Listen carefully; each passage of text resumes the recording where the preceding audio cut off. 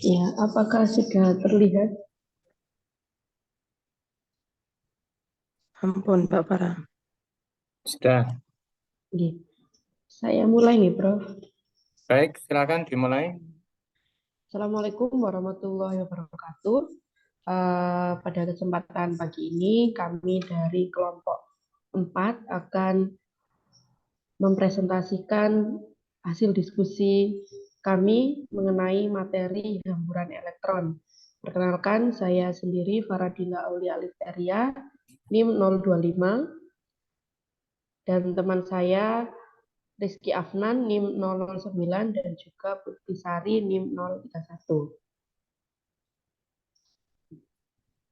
Ya, untuk yang pertama yaitu mengenai teori hamburan klasik.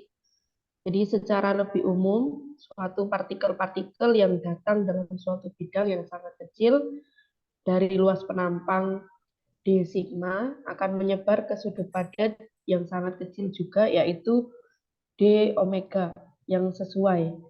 Semakin besar D sigma, maka semakin besar pula D omeganya, dan faktor proporsionalitasnya itu dapat dirumuskan dengan D to sama dengan D sigma dibagi dengan D omega. Di Dan theta ya itu ya. Theta. D theta sama dengan D sigma per D omega dan disebut dengan penampang diferensial atau hamburan. Nah, ini untuk gambarnya digambarkan seperti yang ada di bawah ini. Jadi apabila luas penampang D-nya itu semakin besar, maka D omeganya juga akan semakin besar. Jadi di sini ada yang digambarkan seperti ini. Nah, untuk selanjutnya, seperti yang ada di gambar ini, yaitu ada D theta, ada D omega, dan juga D sigma yang ada di sini. Nah, gambar ini itu menjelaskan tentang partikel yang datang di area D sigma yang ada di kiri ini, menyebar ke sudut padat D omega yang ada di kanannya, dalam bentuk pengaruh parameter dan sudut azimut I, atau bisa diformulakan dengan D sigma sama dengan B, di mana B ini adalah parameter B-nya, dan juga dikali dengan dB atau diferensial dari parameter B, dan juga dV atau diferensial dari sudut azimut V. Lalu untuk D omeganya sendiri itu diformulakan dengan sin theta, D theta atau diferensial dari theta yang area theta ini, dan diferensial dari V yang area V yang ada di tengah ini. Atau bisa disederhanakan atau disimpulkan, yaitu formula untuk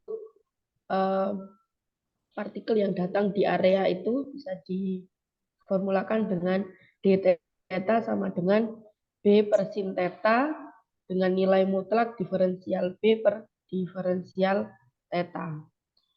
Dan untuk penampang totalnya atau luas penampang totalnya itu merupakan integral dari setiap sudut, yaitu diformulasikan dengan sigma sama dengan integral D theta D omega, seperti itu. Nah, ini untuk bola yang keras atau bola yang tidak elastis, itu penampang totalnya itu diformulasikan dengan sigma sama dengan R kuadrat per 4 dan integral D omega atau sama dengan Pi kali R kuadrat. Jadi Pi kali R kuadrat ini merupakan luas permukaan, luas dari lingkaran. Nah, ini adalah luas penampang bola dan di dalam area ini akan mengenai target dan mereka atau elektron yang lebih jauh akan melewatkannya sepenuhnya. Nah, untuk bidang yang lunak sendiri atau partikel yang lunak atau bola yang lunak, seperti pada bidang kolom dari sebuah inti, maka jumlah partikel yang memasuki area d sigma dan menyebar ke sudut padat d omega persatuan waktu adalah dirumuskan dengan dn sama dengan Laplace d sigma, atau bisa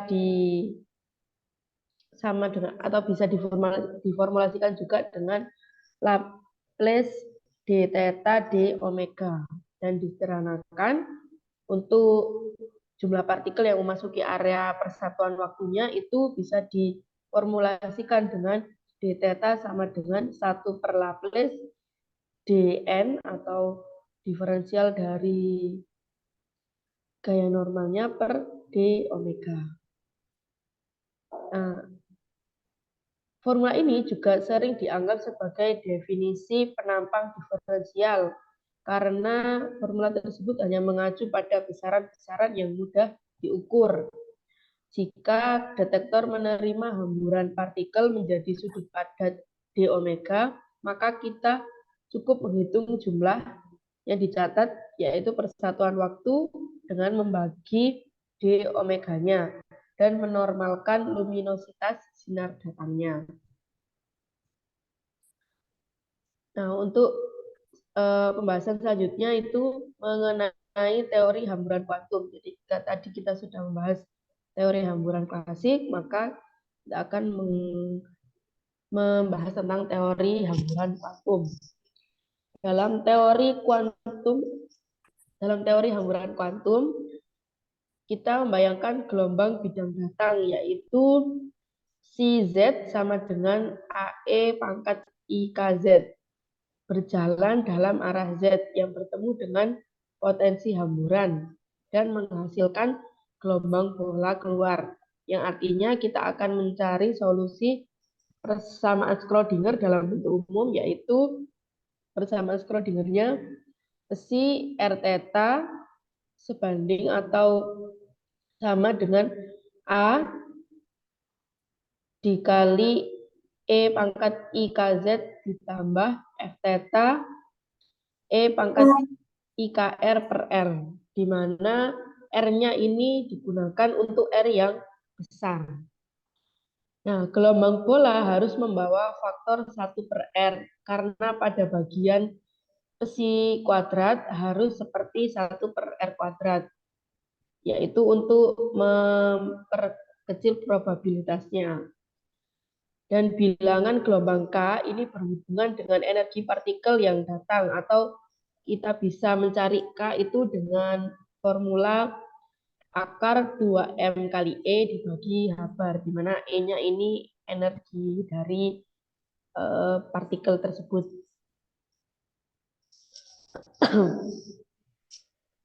Ya, untuk kasus yang lebih umum dengan amplitudo F dari gelombang bola keluar V dapat bergantung juga tetanya, sehingga untuk menentukan amplitudo hamburan F theta itu kemungkinan hamburannya berada pada arah tertentu dan karenanya terkait dengan penampang diferensial. Maka probabilitas partikel yang datang bergerak dengan kecepatan V melewati area yang sangat kecil, yaitu d sigma dalam waktu d theta, sehingga bisa diformulasikan dp, yaitu merupakan probabilitas partikel yang datang sama dengan si dari insidennya atau dari kejadiannya dikali dengan dv, yaitu volumenya, atau bisa digunakan juga A kuadrat, jadi A ini adalah areanya atau luasnya, V dt d sigma. Jadi digambarkan seperti ini. Gambar ini menunjukkan tentang hamburan gelombang, di mana gelombang bidang masuk menghasilkan gelombang bola keluar. Jadi yang E pangkat IKZ ini adalah gelombang bidang masuk, lalu menghasilkan gelombang bola keluar yang tadinya gelombang bidangnya berbentuk garis seperti ini, lalu dihasilkan gelombang yang berbentuk bola keluar, yaitu E pangkat IKR.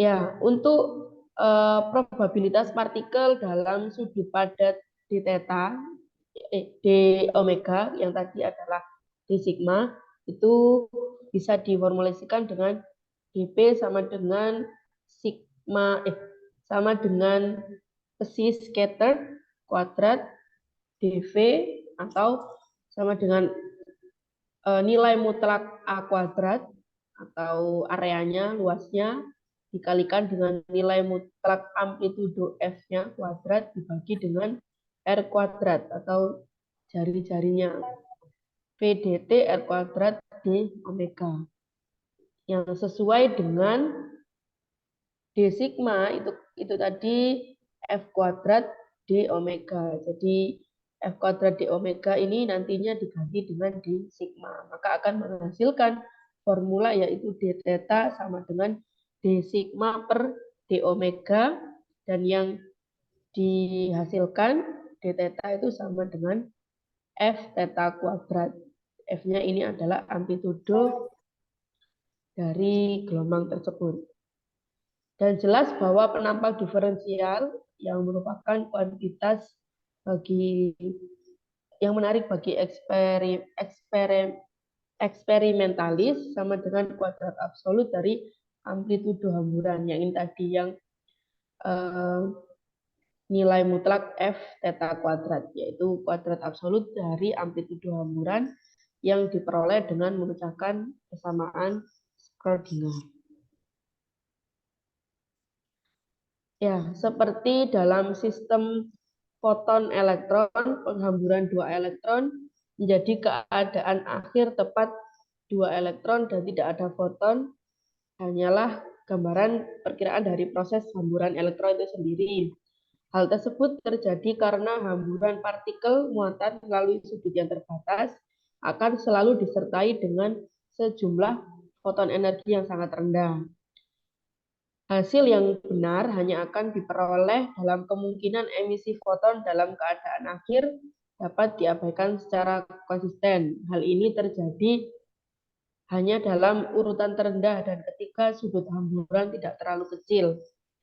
Koreksi radiasi untuk pendekatan ini membutuhkan pengetahuan tentang resolusi energi percobaan yang menentukan energi maksimum foton yang mungkin dalam keadaan akhir. Oleh karena itu, efek Bremsstrahlung dalam tumbukan elektron ini tidak dapat dipisahkan dari efek hamburan. Nah, ini untuk diagram Feynman dari hamburan-hamburan elektron. Jadi ada dua.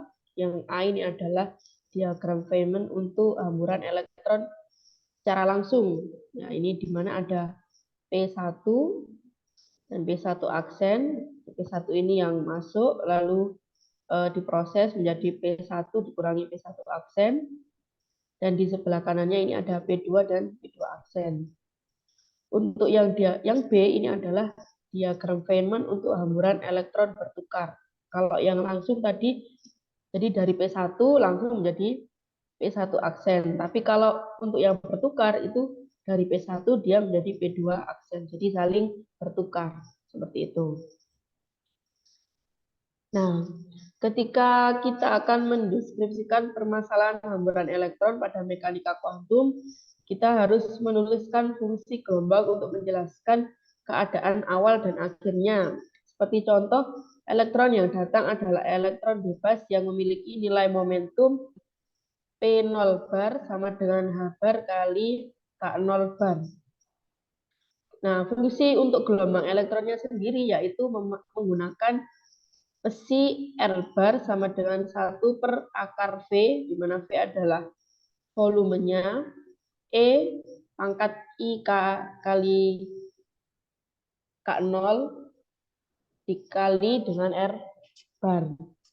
Nah, untuk menentukan energi total dan momentum dari elektron datang dan elektron keluar, seperti yang ada pada gambar ini. Jadi yang sebelah kanan ini adalah elektron datang, lalu terhambur seperti yang, mohon maaf, untuk yang sebelah kiri ini adalah elektron datangnya, dan terhambur seperti yang bagian kanan, yang elektron keluar ini. Nah, maka untuk energi totalnya kita dapat merumuskannya dengan E0 plus M sama dengan E aksen plus W. Jadi E0 ini adalah energinya, dan untuk momentumnya itu menggunakan P0 bar sama dengan P aksen bar plus Q bar. Seperti itu. Ya, untuk selanjutnya akan dijelaskan oleh saudari Putih.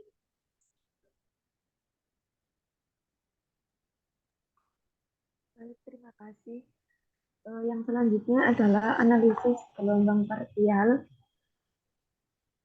di mana seperti yang sudah ditemukan pada bab sebelumnya, persamaan Schrödinger untuk potensial simetris bola atau bulat, P dalam kurung R kecil merupakan solusi yang dapat dipisahkan, yakni seperti pada persamaan Schrödinger, si R, theta, dan P sama dengan R besar dalam kurung R kecil, Y, L, pangkat M adalah theta dan P, di mana YL pangkat M adalah harmonik bulat dan UR memenuhi persamaan radial, sehingga diperoleh min H per kuadrat per 2M D kuadrat U per DR kuadrat plus DR kecil plus H per kuadrat per 2M. Di sini ada L dikali L plus 1 per R kuadrat U, sehingga memperoleh EU. Pada saat nilai R sangat besar, potensial menjadi 0, dan istilah sentrifugalnya dapat diabaikan, sehingga D kuadrat U per DR kuadrat mendekati nilai min K kuadrat U, di mana tadi sudah dijelaskan bahwa K merupakan energi yang ada pada partikel tersebut. Next.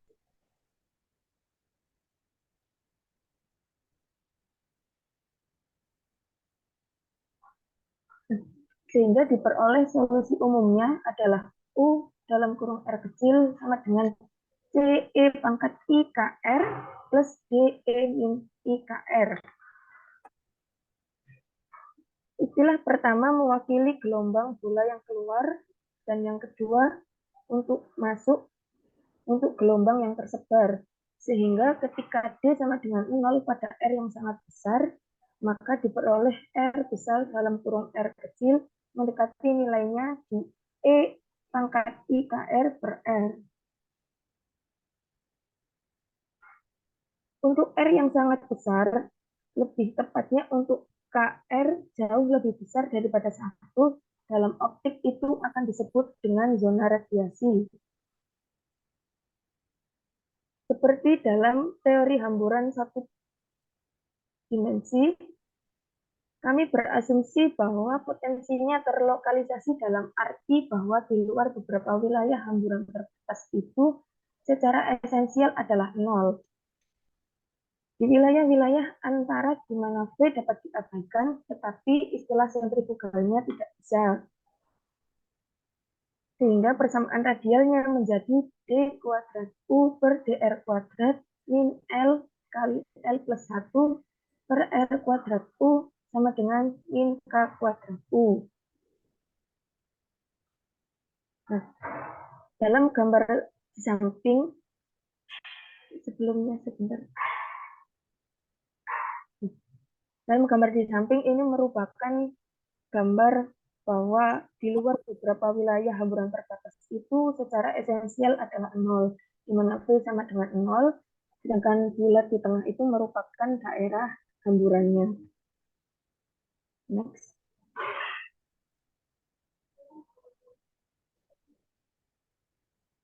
Nah, untuk solusi umum adalah kombinasi linear dari fungsi Bessel bulat, yakni UR dalam kurung R kecil sama dengan AR JL dalam kurung KR plus BRML dalam kurung KR, di mana JL ini merupakan sesuatu seperti fungsi sinus, maupun NL yang merupakan semacam fungsi kosinus umum, yang tidak mewakili gelombang keluar ataupun masuk. Sehingga apa yang kita butuhkan adalah kombinasi linier yang dianalogikan dengan E pangkat min IKR dan E pangkat IKR yang dikenal sebagai fungsi Hankel bulat. Fungsi Hankel bulat ini adalah HL dalam kurung pangkat 1X yang merupakan definisi dari JLX plus INLX atau HL pangkat 2 dalam kurung X merupakan definisi dari JLX min INLX. Next.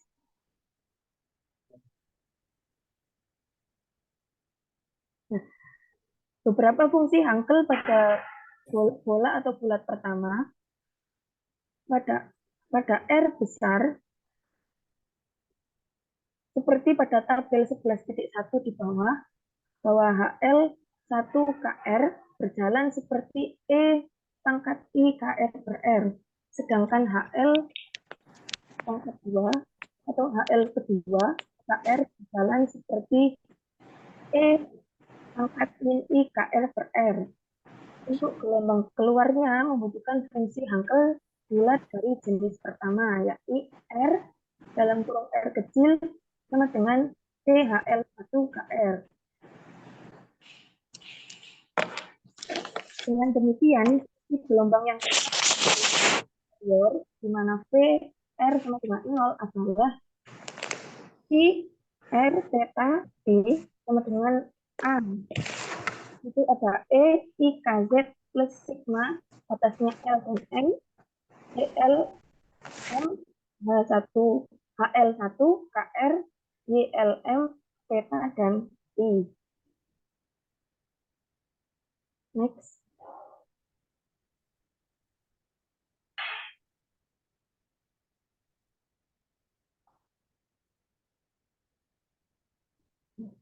Sekarang untuk R yang sangat besar, fungsi Hankel berjalan seperti min 1 pangkat L plus 1 E IKR atau KR.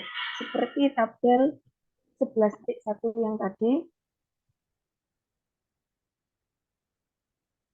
Sehingga di situ ada P R theta si R theta P mendekati nilainya A E pangkat IKZ plus F theta P E IKR plus R, di mana F theta P adalah seperka sigma L M min 1 min I pangkat L plus 1 C L dan M YL pangkat M theta P. Ini menegaskan lebih ketat mengenai struktur umum yang didalilkan dalam persamaan 11.12 yang tadi, dan memberitahu kita cara menghitung amplitude hamburan F theta P dalam hal amplitude gelombang parsial CLM. Nah, di sini ternyata penampang diferensialnya adalah D theta P sama dengan F theta P kuadrat. Sehingga diperoleh seperka kuadrat sigma LM dan sigma L aksen M aksen, I L min L aksen, dan CLM CL aksen M aksen, YLM dikali Y L aksen dan M aksen. Sehingga total penampangnya adalah seperti pada jumlah sigma di bawah ini pada persamaan 11.25. Next.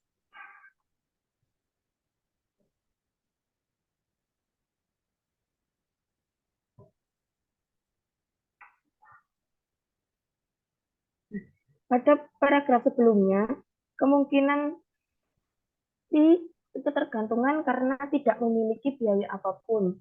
Tetapi jika pada kasus seperti biasanya, V bergantung pada pi, satu-satunya istilah dengan M sama dengan 0 adalah bertahan, di mana YL pangkat 0, pi, theta, dan pi sama dengan akar 2L plus 1 per 4 pi PL cos theta. Di mana PL adalah L polinomial legenda. Jadi untuk kasus simetri azimutal, fungsi gelombang yang tepat di wilayah eksterior seperti pada persamaan 11.27, di mana psi dalam kurung R dan theta. Amplitudo hamburannya adalah F theta sama dengan seperka sigma tak terhingga dan L sama dengan 0, min I L pangkat L plus 1 akar 2L plus 1 per 4 pi CL PL cos theta. Dan diperoleh total penampangnya adalah sigma seperka kuadrat, batasnya adalah tak terhingga dan L sama dengan 0 pada CL kuadrat. Selanjutnya,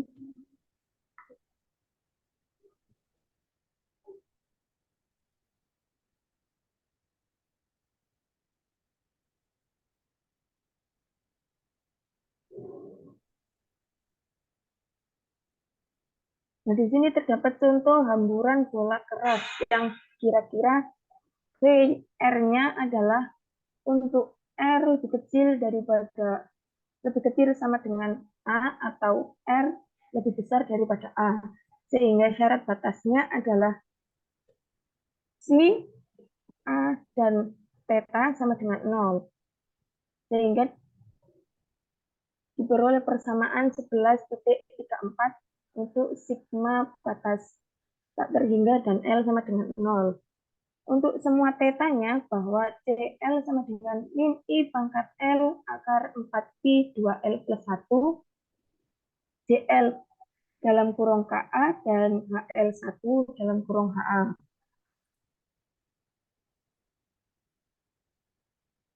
Secara khusus, total penampangnya adalah pada persamaan 11.36, yang merupakan jawaban yang tetap tetapi tidak terlalu menerangi, sehingga perlu dipertimbangkan kasus pembatas pada hamburan energi rendahnya, di mana Ka jauh lebih besar daripada 1, karena di sini K sama dengan 2pi per lambda, yang berarti bahwa panjang gelombang ini jauh lebih besar daripada jari-jari bola. Next.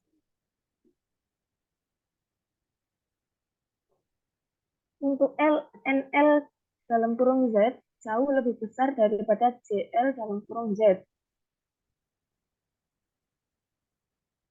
Untuk Z yang kecil, maka JLZ per HL1Z sama dengan JLZ per JLZ plus INLZ, yang mendekati nilainya min I JLZ per NLZ. Dan karenanya, sigma mendekati nilai 4pi per K kuadrat, sigma batas tak terhingga dan L sama dengan 0, 1 per 2L plus 1, 2L per 2L pangkat 4, KA 4L plus 2. Tetapi di sini dapat diasumsikan bahwa sebelumnya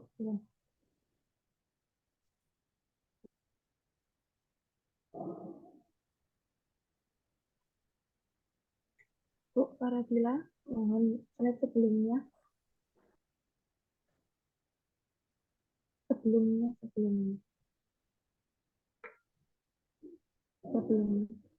lagi. Nah, di sini dapat diasumsikan bahwa nilai Ka adalah jauh lebih besar daripada 1. Jadi kekuatan yang lebih tinggi ini tidak memenuhi syarat dalam perkiraan energi rendah dalam hamburan yang didominasi oleh L sama dengan 0.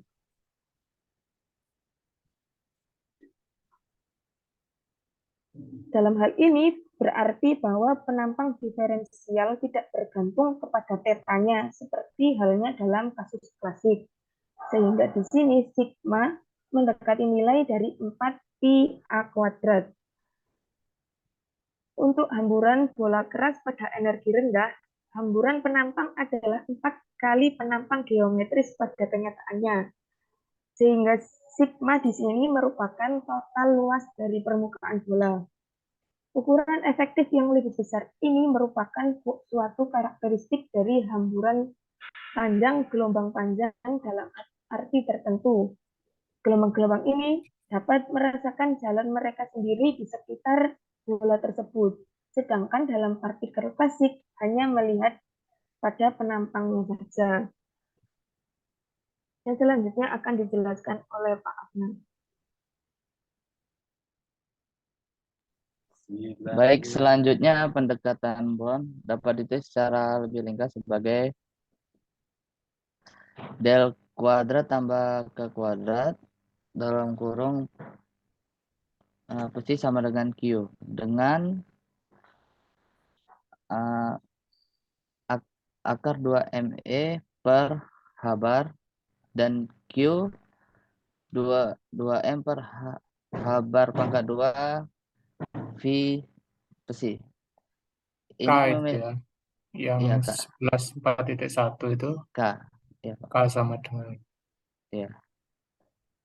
Ini memiliki bentuk superficial dari persamaan Helmholtz. Perhatikan bagaimana bahwa suku tidak homogen. Q itu sendiri bergantung pada besi. Misalkan kita dapat menemukan fungsi GR. Persamaan Helmholtz dengan sumber fungsi delta.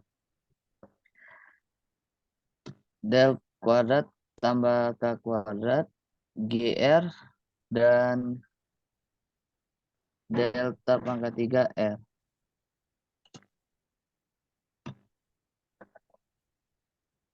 Lanjutnya, Bu. ya, ini kan C itu kan sebetulnya fungsi radial atau jari-jari, terus kemudian ada sudut ya, sudut theta pi biasanya kalau apa untuk diterapkan di bola ya, atom ya kayak gitu. Tapi ini kan seperti yang dijelaskan sebelumnya, selalu kita melihat dari ini ya, variabel R-nya ya, jari-jari. Jadi probabilitas tumbukan itu lebih banyak dari konsep awal tadi itu ditentukan oleh jari-jarinya, ya, jari-jari atau penampang bintang dari permukaan tumbukan itu ya. Sehingga di sini juga fungsinya juga ini ya, diambil yang R. Jadi ini dimisalkan kalau misalnya C itu dilakukan separasi variabel gitu, jadi dipisah-pisah ya, tentu diambil yang R saja. Ini yang diselesaikan itu. Seperti yang sebelumnya tadi itu juga sama.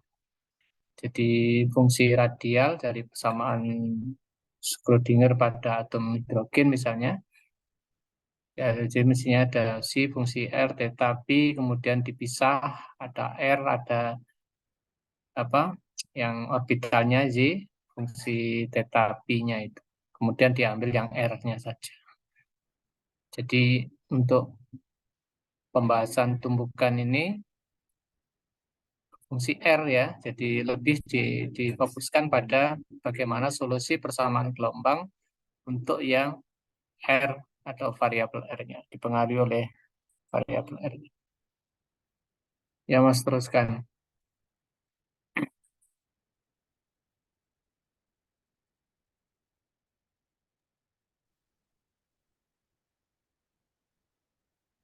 Baik, maka kita dapat menyatakan C sebagai integral CR sama dengan integral GR kurang R0 QR0 D pangkat 3 R0. Agar mudah ditunjukkan memenuhi persamaan Schrödinger dalam bentuk persamaan 11.40. L kuadrat tambah K kuadrat CR sama dengan integral del kuadrat tambah k kuadrat GR kurang R0 QR0 D pangkat 3 R0 sama dengan integral delta pangkat 3 R kurang R0 QR0 D pangkat 3 R0 sama dengan QR. GR disebutkan fungsi Green untuk persamaan Helmholtz. Umumnya fungsi Green untuk persamaan diferensial tertentu merepresentasikan respon terhadap sumber fungsi delta. Penyelesaian persamaan 11.42 untuk GR, hal ini paling mudah dicapai dengan menggunakan transformasi Fourier, mengubah persamaan diferensial menjadi persamaan aljabar. Misalkan GR sama dengan 1/2V pangkat 3/2 integral EIS GS D pangkat 3 S. Selanjutnya.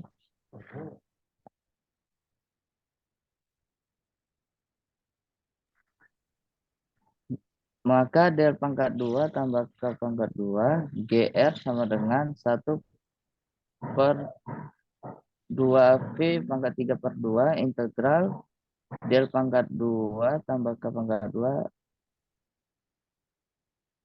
EISR GS D pangkat 3 S. Tapi del kuadrat EIS kali R sama dengan minus S kuadrat pangkat IS kali R. Dan delta pangkat 3 R sama dengan 1/2V pangkat 3 integral E pangkat IS kali R D pangkat 3 S. Sehingga persamaan 11.42 menyatakan 1/2V pangkat 3/2 integral minus S kuadrat tambah K kuadrat E pangkat IS kali R GS D pangkat 3 S sama dengan 1/2V pangkat 3 integral E pangkat IS R D pangkat 3 S.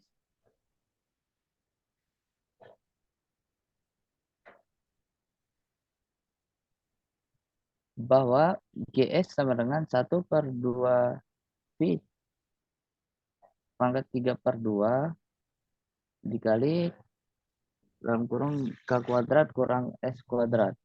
Kembalikan ke persamaan 11.44. Kita temukan GR sama dengan 1/2V pangkat 3 integral E pangkat IS kali R 1/K kuadrat minus S kuadrat kurang S kuadrat D pangkat 3 S.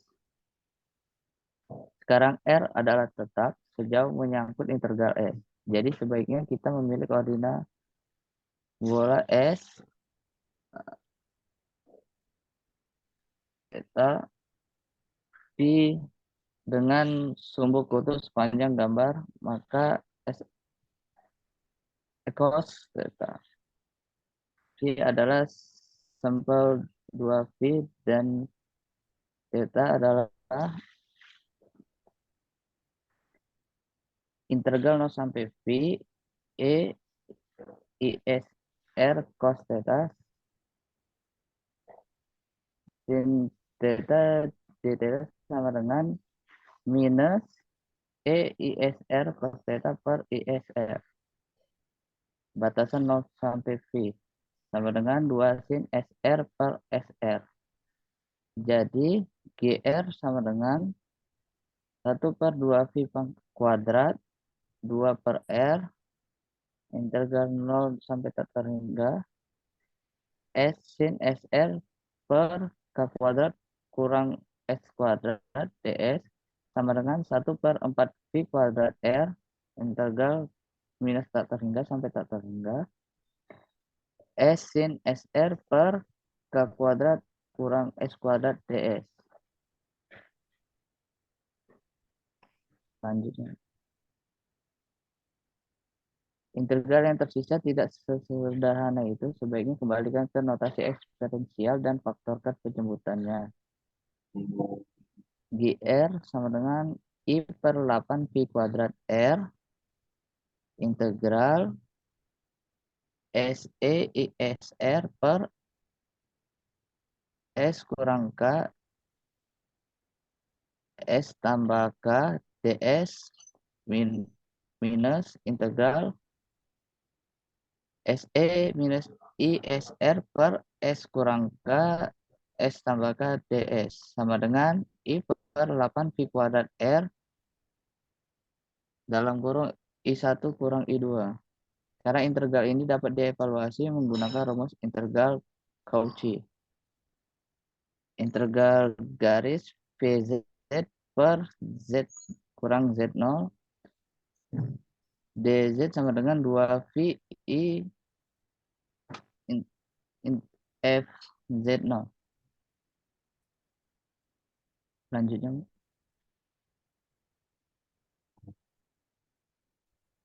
Nah, selanjutnya gambar 11.7 koordinat yang mudah untuk integral dalam persamaan 11.48. Jika Z0 terletak di dalam kostur, jika tidak integralnya adalah 0. Dalam kasus ini integrasi berada di sepanjang sumbu nyata dan melewati singularitas kutub di plus minus K. Kita harus memutuskan bagaimana mengitari kutubnya. Saya akan membahas di minus K dan di bawahnya yang di positif K. Gambar 11.8.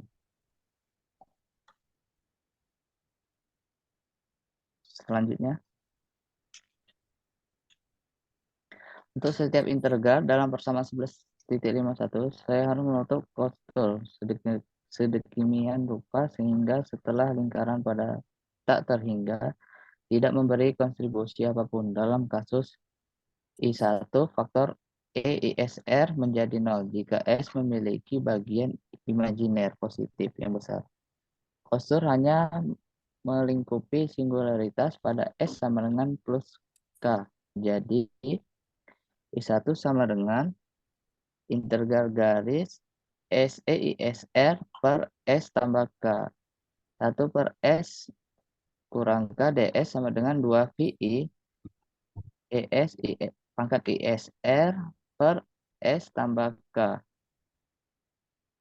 Sama dengan IV E pangkat IKE. Lanjutnya.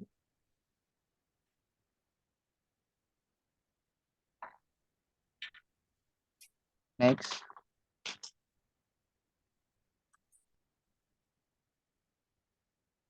Dalam kasus I2, faktor E minus ISR menjadi 0 ketika S memiliki bagian imajiner negatif yang besar. Kali ini kostur melingkupi singularitas pada S sama dengan minus K. Dan ia berputar searah jarum jam. Jadi kita mengambil tanda minus. I2 sama dengan minus integral garis SE pangkat minus ISR per S kurang K 1 per S tambah K DS sama dengan minus 2 VI SE pangkat minus ISR per S kurang K sama dengan minus I VE IKR pangkat IKR. Next. Nah, ini gambar 11.8 menyusun kutub dalam integral kostur persamaan 11.51 dan yang kedua gambar 11.9 menutup kostur pada persamaan 11.53 dan 11.54. Next. Kesimpulan GR sama dengan I per 8 V kuadrat R IVE IKR kurang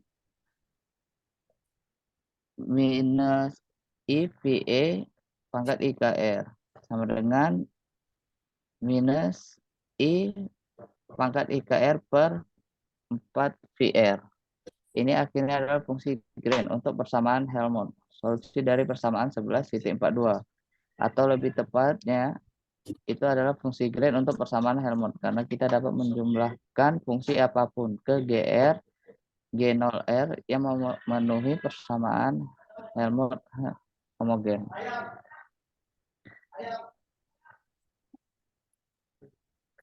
Del kuadrat tambah K kuadrat, G0R sama dengan 0.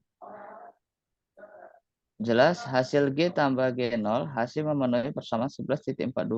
Ambiguitas ini secara tepat berkoresponden dengan ambiguitas dalam cara mengitari kutub pilihan yang berbeda, sama dengan memiliki fungsi G0R yang berbeda. Next. Nah, kembali ke persamaan 11,43, solusi umum persamaan Schrödinger berbentuk CR sama dengan C0R kurang M per 2V H bar kuadrat integral E IK R0, R kurang R0 per R kurang R0. V R0, C R0, D pangkat 3 R0. Dengan C0 memenuhi persamaan Schrödinger partikel bebas, yaitu del kuadrat tambah K kuadrat, C0 sama dengan 0.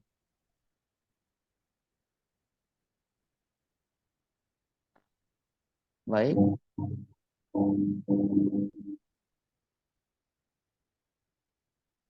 Terima kasih. Saya kembalikan kepada Bu Faradila. Ya, tadi berikut adalah presentasi dari kelompok kami. Saya kembalikan ke Prof. Nasir, mungkin ada komentar atau tambahan, Prof.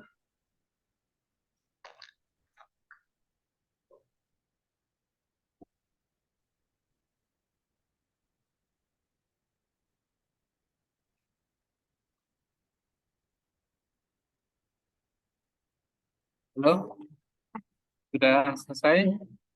Ya, ya, sampun, Prof. Iya, jadi sebetulnya di bagian ini kita ini sebetulnya ya membahas tentang hamburan elektron ya.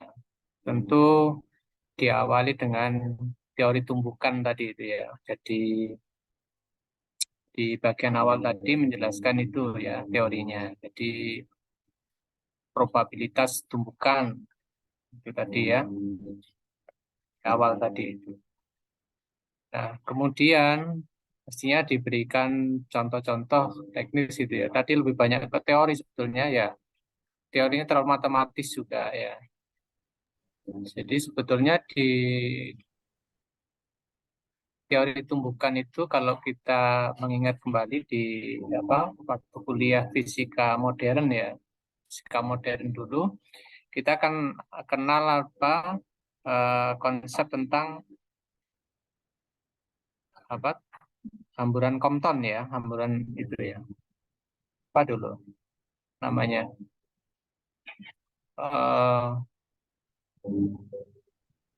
Fenomena tumbukan partikel ya, partikel gelombang itu dualisme gitu ya.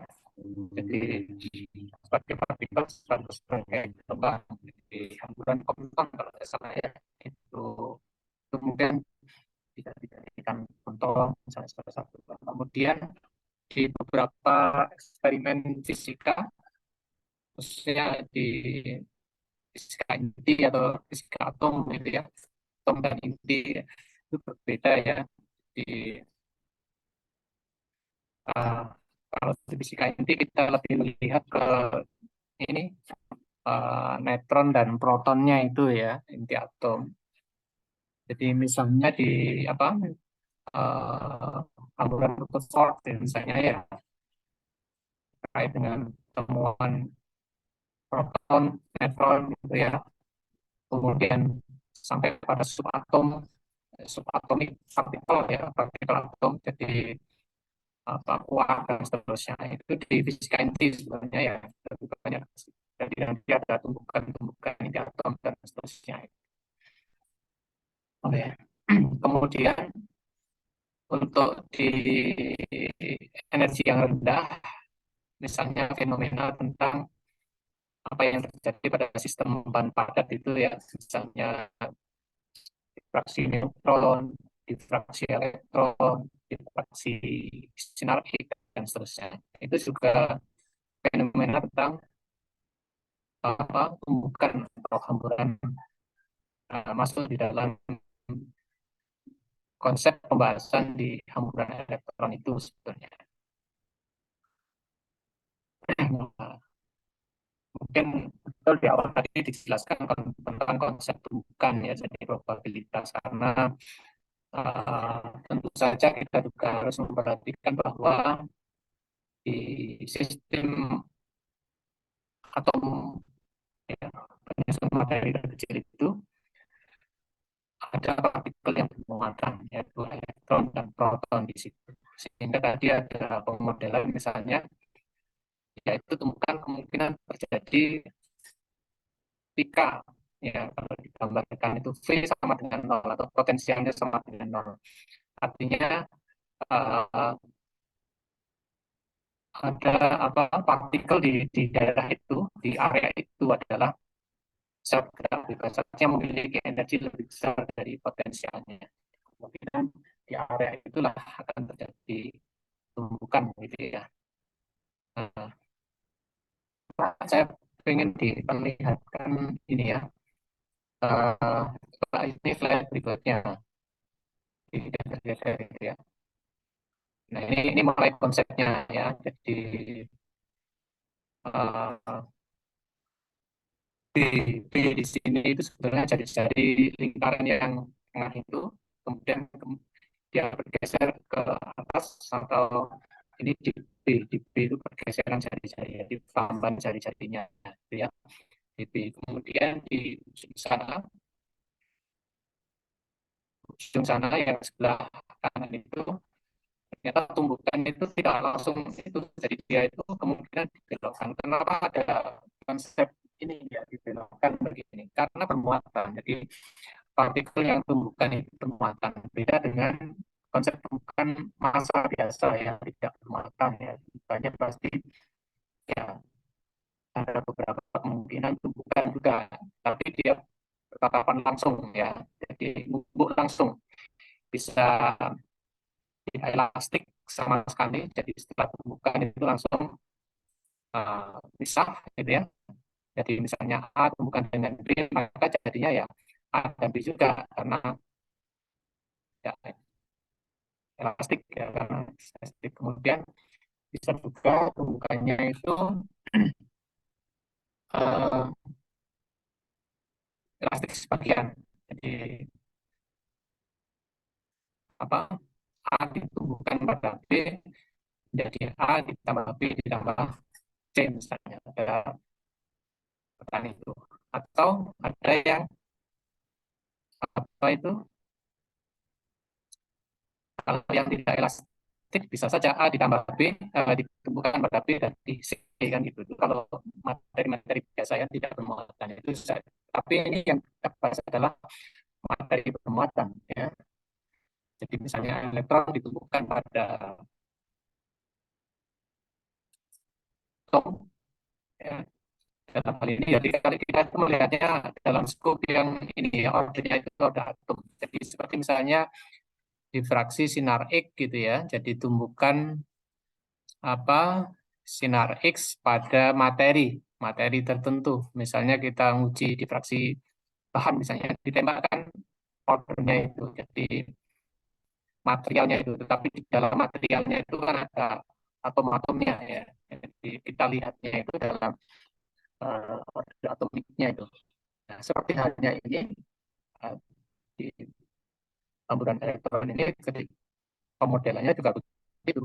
Jadi partikel sebagai yang sebelah kiri itu yang menumbuk pada partikel yang lain, maka dia tidak langsung mengenai itu, tapi dia akan dibelokkan karena di sini ada gaya elektrostatiknya, ada gaya Coulombnya yang bekerja gitu ya. Nah, prinsip ini juga dipakai untuk alat ini ya, seperti AFM itu, atomic force spectroscopy itu. Jadi untuk melihat kontur permukaan bahan misalnya, atau lapisan bahan atau ya, permukaan bidang bahan gitu ya.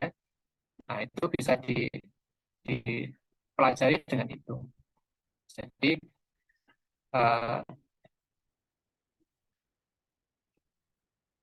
jarum ini apa istilahnya yang mengenai permukaannya itu tidak betul-betul mengenai, tapi dia apa menggunakan prinsip elektrostatiknya itu, gayanya itu, sehingga bisa digambarkan apa permukaannya itu, ya kontur permukaannya itu. Nah, seperti ini. Jadi ini namanya, makanya seringkali disebut sebagai hamburan, ya tidak tumbukan langsung. Jadi dia akan dibelokkan, ya. Dan kita juga sudah belajar sebelumnya kalau di atom itu di atom dan inti atom itu ada yang kita kenal sebagai apa gaya atraktif dan gaya repulsifnya ya. Di, kalau jaraknya terlalu dekat dengan inti, makanya ada R0-nya itu tertentu itu ya, makanya di teori itu juga ada R0-nya, jadi itu adalah jarak ya, kalau lebih dekat itu tidak bisa ditolak. Kalau dari itu ada bisa ditarik menarik dan sebagainya. Nah, seperti hanya ini juga jadi diawali dengan konsep ini. Jadi maka D itu D itu adalah apa probabilitas tumbukannya itu ya, itu dipengaruhi oleh sudut apa theta atau di sebelah kanannya itu, dan dV itu adalah pergeseran jari-jari dari apa partikel yang menumpuk itu atau penampangnya itu ya, seperti itu. Sehingga kalau kita apa tentukan ya di penampang total, jadi partikel yang akan bertabrakan atau bertumbukan dengan partikel yang dituju itu, maka bisa digambarkan sebagai ini ya, sigma integralnya itu. Jadi di omeganya itu adalah menggambarkan apa sudut pembelokannya ya,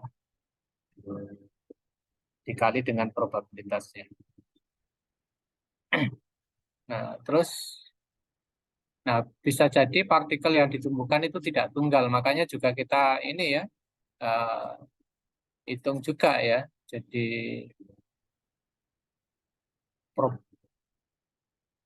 besarnya probabilitas itu juga ditentukan oleh jumlah partikel juga ya.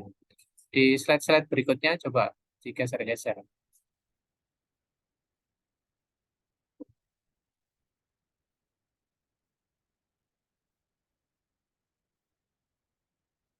Nah, ini kan akhirnya kan sigmanya itu kalau dihitung karena bentuknya lingkaran tadi, maka itu penampang lingkaran ya ketemunya ya. Jadi itu total ya, total penampangnya itu ya, seperti itu. Nah, ini kalau sekarang dikaitkan dengan jumlah partikel yang memasuki area yang ini tadi ya, insiden. Makanya nanti di pendekatan kuantumnya itu digambarkan sebagai gelombang yang datang. Jadi berkas ya, paket-paket gelombang yang datang melalui penampang D sigma itu ya. Nah, ini kalau kita identifikasi gitu ya, kita misalkan apa jumlah partikelnya gitu ya, persatuan waktunya itu di N gitu ya, di N. Nah, itu bisa digambarkan seperti itu. Kemudian maka kalau dikaitkan karena ada faktor L-nya itu ya. L itu sebenarnya faktor ininya ya. Jadi kerapatannya ya terhadap luas penampang depan di sigmanya itu. Maka secara umum kalau kita mau mencari jumlah partikel ya yang memasuki area itu, maka bisa ditulis dengan formula seperti itu. Ini secara matematisnya aja. Sehingga probabilitasnya juga bisa ditulis seperti ini. Jadi di apa jumlah partikel per satuan waktu dibagi dengan apa sudut hamburannya, gitu ya, sudut hamburannya. Nah, bisa dituliskan seperti itu. Ya, lanjut, Mbak. Nah, ini kan kemudian ini dimisalkan ini yang gelombang datangnya tadi yang melewati bekas di sigmanya tadi itu adalah ini gelombang. Jadi kalau kita lihat ini di bagian pertama ada dua suku di sini. AE pangkat EKZ itu sebagai gelombang datangnya, kemudian yang suku kedua itu sebagai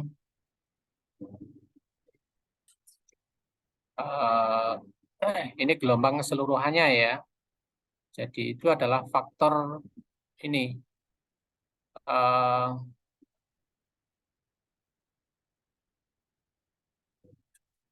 apa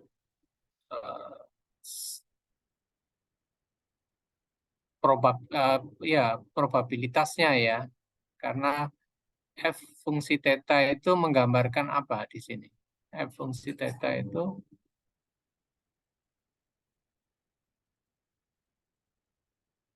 dan enggak penjelasannya ini. Amplitudo, Pak. Kalau yang tadi, iya. A-nya itu amplitudo. Yang Jadi, F-nya. F. F itu juga ini ya. Jadi kan partikel, oke. Jadi setelah tumbukan, datang sebelum tumbukan ya kan, dan kemudian setelah tumbukan. Jadi artinya ada faktor perubahan amplitudonya. Jadi faktor A amplitudo datang tadi, jadi energi yang menumbuk tadi, tentu kemudian ada faktor ya setelah tumbukan itu. Jadi faktornya tadi diberi sebagai ini ya, fungsi tetanya ya, fungsi tetanya. Artinya kalau apa tetanya semakin sin ya, pakai sin ya, ini ya.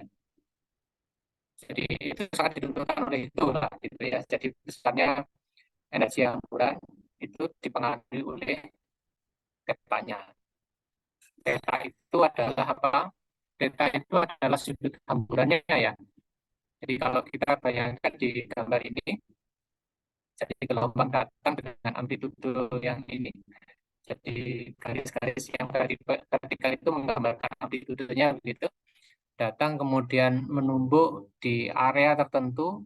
Tentu kenapa digambarkan melingkar begitu ya? Karena yang ditumbuk itu juga bermuatan partikelnya, bermuatan. Sehingga kemungkinan akan terjadi hamburan ya, hamburan.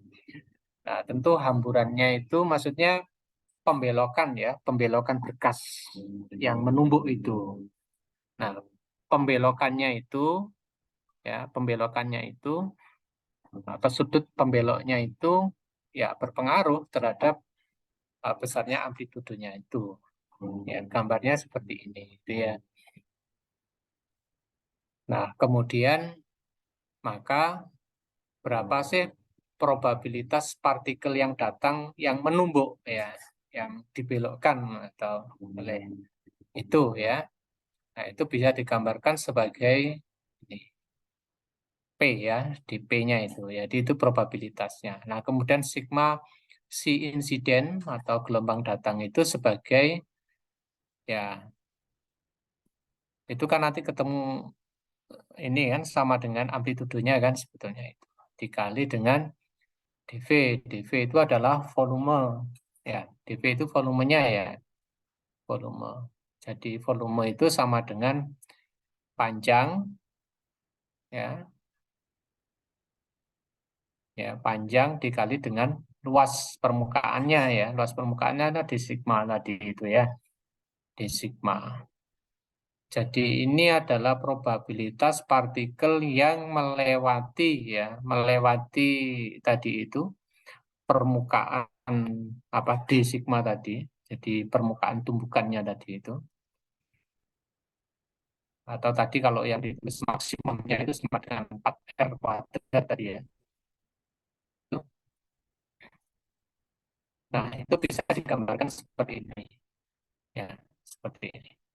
Jadi gambar ini ada maksudnya ya. Jadi ini kan yang kiri itu adalah gelombang datang atau partikel yang akan menunggu gitu ya. Kemudian yang sebelah kanan itu apa ketika sudah bisa ditumbuhkan gitu ya. Jadi maka partikel penunggu itu akan dihamburkan, akan dibelokkan gitu ya dengan sudut belok depan tadi.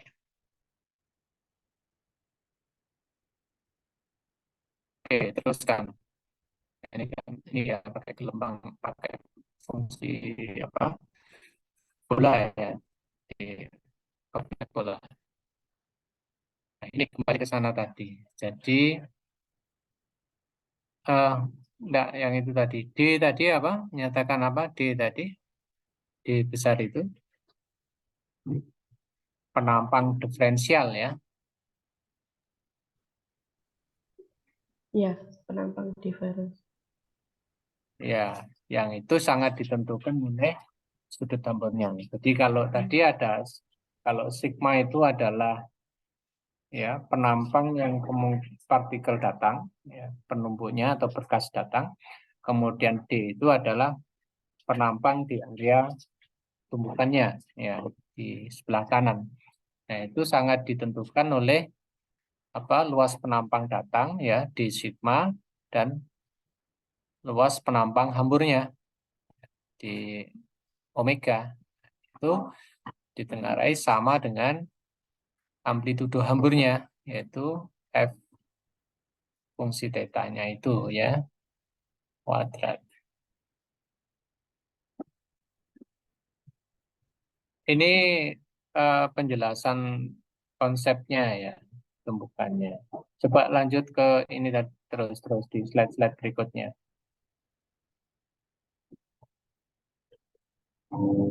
Terus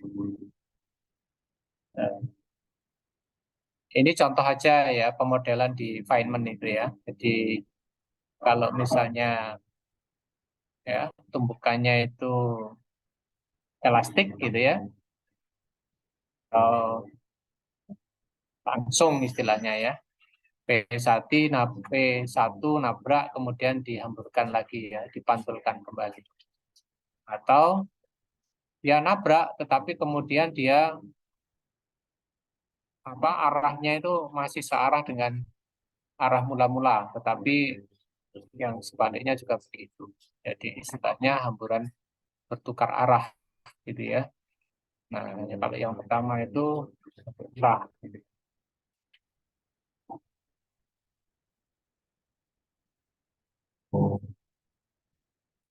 Nah, kalau dulu kalau di teori tumbukan biasa, kalau Anda belajar di mekanika klasik itu, misalnya apa tadi yang saya sempat sampaikan tadi, misalnya A bertumbukan dengan benda B misalnya, menghasilkan A dan B, maka itu tumbukan yang elastik ya.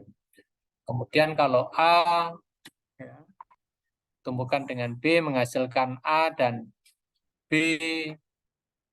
B yang bentuknya jadi berubah, maka itu adalah inelastik. Begitu pula A tabrakan dengan B menghasilkan A ditambah B ditambah lagi C misalnya ada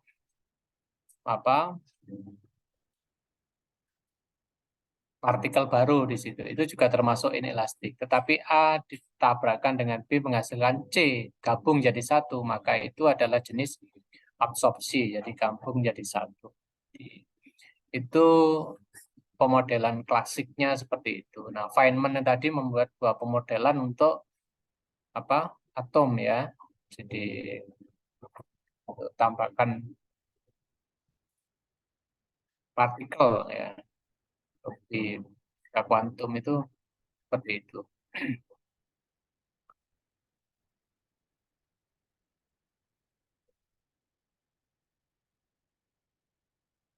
Kemudian tadi coba balik tadi disebut sebagai differential cross section tumbukan ya tadi itu ya. Jadi d sigma per d omega tadi itu ya.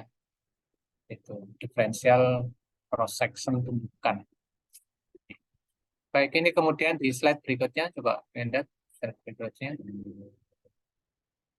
Nah, ini kan contoh ya, contoh. Jadi kalau misalnya elektron akan menabrak proton, nabrak inti ya, sama-sama bermuatan ya. Yang satu muatan negatif, yang satu positif.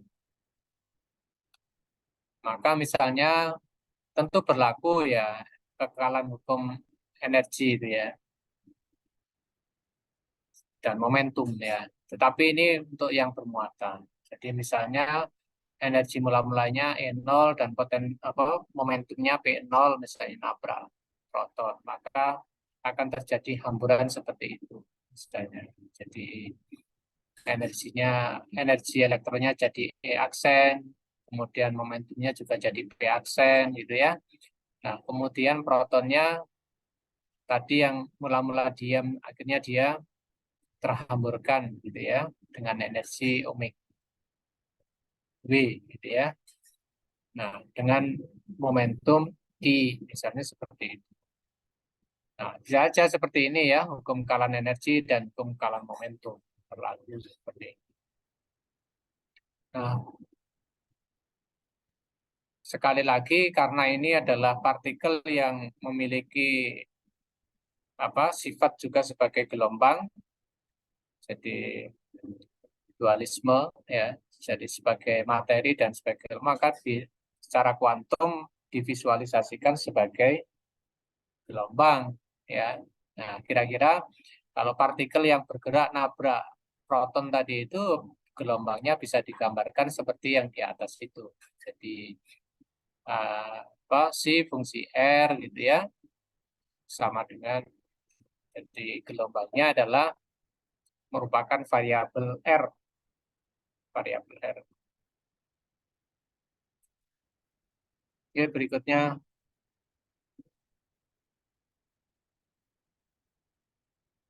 Nah, ini juga tadi kan kita di awal tadi ya, jadi C-nya selalu diambil yang fungsi R. Begitu pula ini adalah bentuk solusi gelombang untuk model atom ya, model atom. Ini kita tahu ini adalah fungsi gelombang atom untuk hidrogen ya yang sudah beberapa yang lalu sudah kita pelajari di fisika kuantum di S1. Nah, kemudian solusi untuk persamaan radialnya ini adalah persamaan radialnya.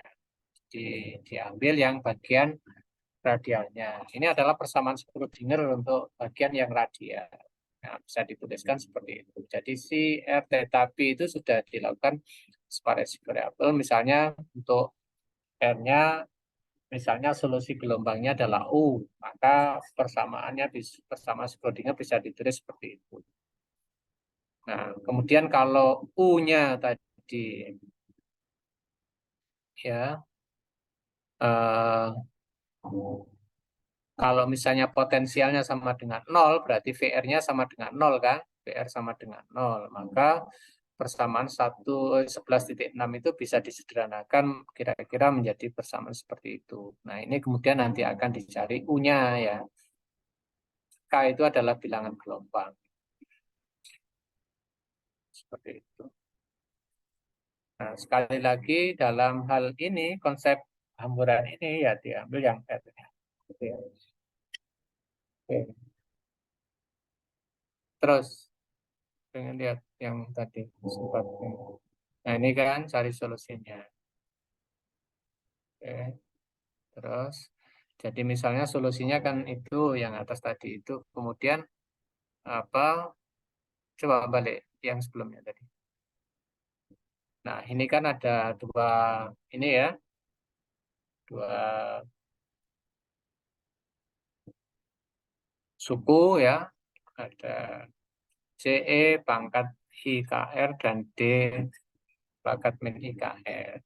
Maka kita ambil yang yang kanan ya. Kira-kira R-nya itu yang sesuai ya. Kalau R-nya itu sangat besar maka nilainya harus kecil kan. Kalau R-nya sangat besar maka yang di kanan itu apa? Yang di kanan itu bisa dianggap 0 ya. Jadi E pangkat min itu kan jadi seper ya, seper E pangkat ya, seper E pangkat. Kalau R-nya besar, maka nilainya jadi besar ya. Seperbesar itu mendekati 0 ya. Nah, maka solusinya ya kira-kira seperti itu. Jadi C-nya itu jadi seper R gitu ya. Jadi kalau R-nya besar itu KR-nya juga sangat besar ya, jauh lebih satu. Maka di suku yang kedua itu harus sama dengan 0 kan gitu ya. Nah, di sini disebut sebagai zona radiasi. Coba slide berikutnya. Nah, gambar ini jadi sekarang, nah coba perhatikan gambar yang kiri. Jadi tadi ini bisa kita gambarkan seperti ini ya areanya. Ini seperti di model partikel terjebak di dalam sumur potensial itu ya. Jadi ketika V-nya sama dengan 0 maka di situ atom atau elektron itu bebas bergerak ya. Jadi tapi ketika KR-nya itu atau R-nya lebih besar dari itu, maka itu disebut sebagai area radiasinya. Tetapi di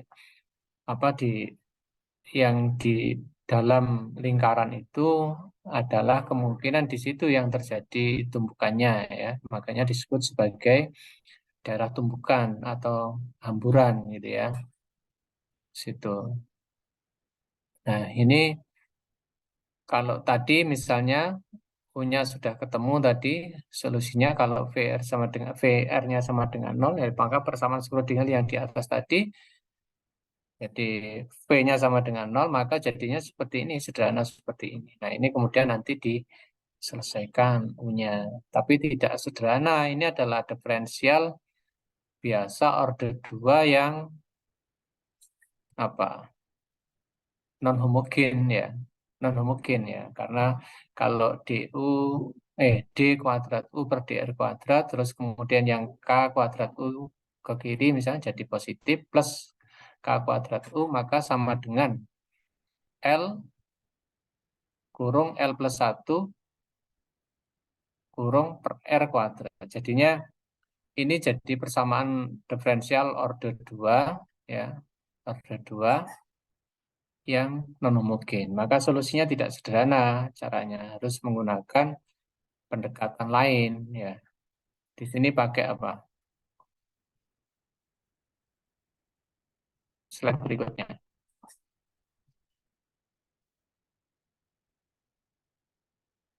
Nah, solusinya kira-kira bentuknya seperti itu. Jadi menggunakan pendekatan Bessel ya. Jadi menggunakan fungsi Bessel. Ya. Nah, ini jadi panjang ceritanya. Terus lewati aja. Tentunya kita mau mendapatkan UNnya seperti apa. Terus terus ya, seperti itu. Terus ini kembali ke setengah tadi. Kemudian ini adalah solusi untuk bagian apa orbitalnya.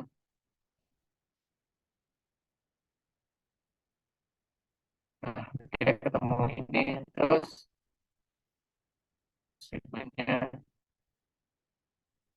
terus ini solusi untuk gelombang petanya ya fungsinya itu. Terus sini dilewati saja. Terus ini terus. Nah, ini kan buktikan yang ini. Jadi ini tadi kalau tadi kan KR jauh lebih besar dari satu, sekarang kalau R itu sama dengan A, ya, kira-kira seperti itu. Maka ya untuk L sama dengan 0, L sama dengan 0, maka apa, nampangnya ini ya.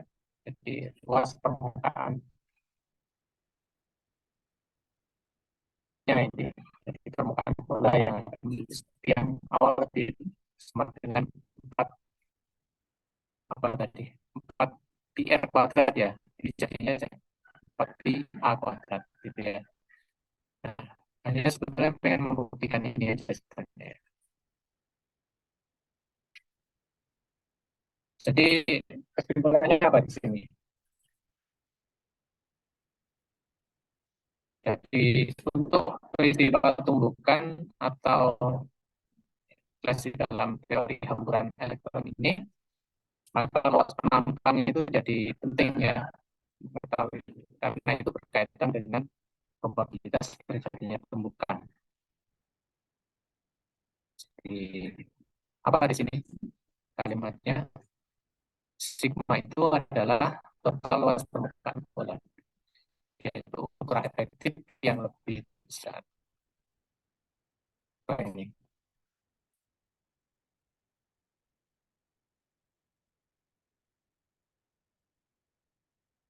ya secara klasik ya. Ini kan tadi sudah pakem sebenarnya, tapi kemudian kalau diasumsikan ketika N-nya besar atau KR-nya besar, maka di daerah dalam ya, bukan di area zonasi radiasi, maka penampaknya seperti ini. Makanya tadi dalam lingkaran tadi, jadi di area hamburannya itu, zona scatteringnya itu, maka bisa digambarkan dengan ini ya, sigma ini.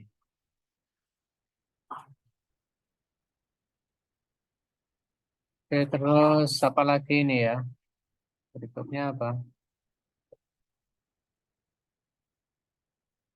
Nah, coba nanti ini ya, tambahkan ya contoh-contoh misalnya yang sudah familiar dengan kita ya.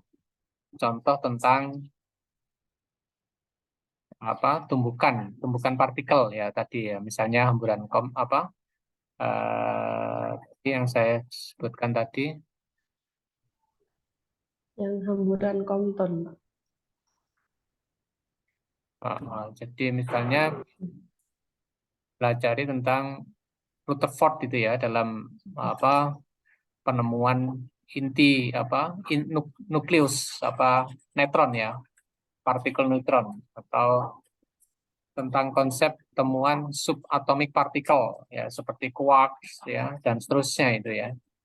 Itu kan partikel-partikel di dalam apa neutron ya, inti atom. Kemudian misalnya pada konsep hamburan neutron, elektron, X-ray dan seterusnya itu ya. Nah, itu untuk apa? Misalnya untuk fisika low energy ya, fenomena hamburan ya itu ya. Misalnya untuk mempelajari tentang sistem zat padat itu menggunakan hamburan neutron, elektron, X-ray. Jadi misalnya kalau prakteknya alatnya itu namanya XRD, itu menggunakan prinsip hamburan sinar X. Kemudian uh, difraksi neutron ya, difraksi neutron itu sama ya, mempelajari tentang struktur atom bahan ya, khususnya untuk material-material yang magnetik ya, mempunyai sifat magnetik itu lebih bagus menggunakan difraksi neutron ya, atau untuk menggambarkan bahkan untuk meneliti ya, untuk order yang sangat kecil ya, mencari atau menentukan jarak D-nya antar bidang. Jadi kalau misalnya antar bidang kristal. Jadi kalau kan eh, bahan padat itu disusun oleh bangun kristal-kristal atomik, ya, penyusun material itu. Jadi atom-atom di dalam bahan padat itu tidak begitu saja, tetapi dia membangun diri dalam bentuk bangun struktur tertentu. Makanya kita kenal di dalam apa fisika zat padat itu tentang struktur atom atau struktur kristal, ya, struktur kristal bahan. Sorry, bukan struktur atom, struktur kristal bahan. Jadi atom itu membentuk formasi tertentu di dalam satu bahan padat, misalnya seperti itu. Jadi misalnya kalau kita punya batangan besi gitu ya, kita tengarai sebagai besi, maka besi itu dibangun oleh atom-atom besi yang ada di dalamnya. Nah, atom-atom besi itu tentu menyusun, nah, itu formasinya itu membentuk struktur kristal tertentu, ya. Tentu kita bisa pelajari, ya. Nah, kemudian kalau mau belajar lebih jauh, apa saja struktur kristal, ya macam-macam. Ada atau 7 misalnya struktur mulai kubik, ya, ortorombik dan seterusnya misalnya. Kemudian graphites-nya misalnya apa macamnya. Kalau kubik itu ada simpel kubik, ada apa face center kubik, ada dan seterusnya, ya. Misalnya pusat badan, pusat muka dan seterusnya. Misalnya seperti itu. Nah, seperti itu. Jadi tolong nanti dicek, diberikan contoh yang lebih agak mudah dipahami gitu ya tentang teori hamburan elektron ini, misalnya pada konsep hamburan Rutherford, kemudian hamburan neutron, hamburan elektron, hamburan X-ray gitu, sinar X dan seterusnya. Untuk lebih ini ya familiar ya. Tadi terlalu banyak matematisnya, jadi agak yang belakang tadi agak susah dipahami. Yang jelas tadi yang disampaikan, yang kita tangkap adalah konsep klasik tentang tumbukan, partikel, ya, bahwa penampang apa tadi? Penampang apa tadi? Penampang stigmanya tadi apa namanya? Diferensiasi. Ya, itu jadi penting ya di dalam konsep tumbukan.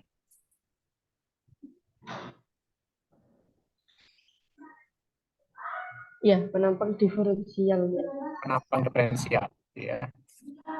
Jadi tadi ya, kalau yang tadi yang tadi sebutkan untuk contoh kasus hamburan energi tinggi, ya, tadi ada Bohr, gangguan Bohr tadi ya, jadi pemodelan Bohr tadi itu misalnya. Kemudian ada hamburan oleh partikel identik gitu ya. Jadi ya, elektron tadi, elektron, proton tadi ya, dan neutron tadi. Kemudian juga ada hamburan Bragg yang sinaptik tadi itu contohnya seperti ya. Oke, saya kira untuk ini silakan nanti ditambah lagi ya untuk kelompok ini ya, ya penjelasan yang belum tadi. Oke, sudah dicatat ya. Di low scattering, low energy scattering, high energy scattering. Kemudian scattering untuk hamburan untuk partikel yang identik. Kemudian sinaptik ya, sinaptik atau Bragg scattering. Kayak itu ya sebagai, memang di awal kita mulai dengan konsep yang tadi, kemudian contoh-contohnya. Nah, nanti ini juga sangat relevan dengan ya, mata kuliah di fisika ini ya.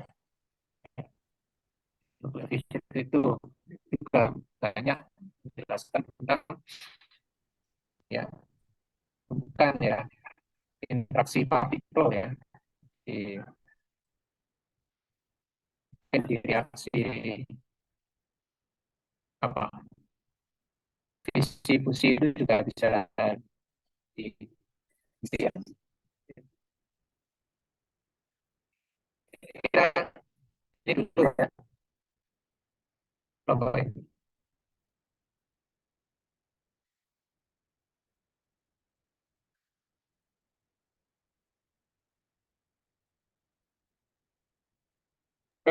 Bisa ditutup. Ini sudah pertemuan keberapa ya? Minggu ini 14, Pak. Sudah hampir selesai ya. Iya, minggu depan minggu ke-15. Kurang satu kelompok dari kelompok yang materi ke-6. Oke. Kelompok Ijar, Pak.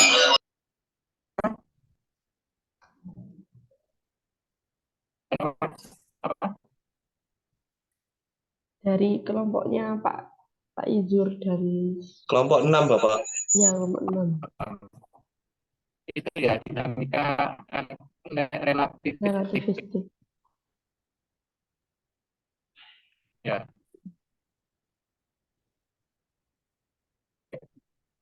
Itu ya. Nih, sementara. Terima kasih, Prof. Oke, silakan. Ya, baik. Tadi adalah penjelasan mengenai materi hamburan elektron. Selanjutnya dari kelompok kami yang kurang akan kami tambahkan. Untuk teman-teman, terima kasih atas perhatiannya. Assalamualaikum warahmatullahi wabarakatuh. Waalaikumsalam warahmatullahi wabarakatuh. Terima kasih. Oke, Terima kasih, Prof. stop ya sementara. Oke.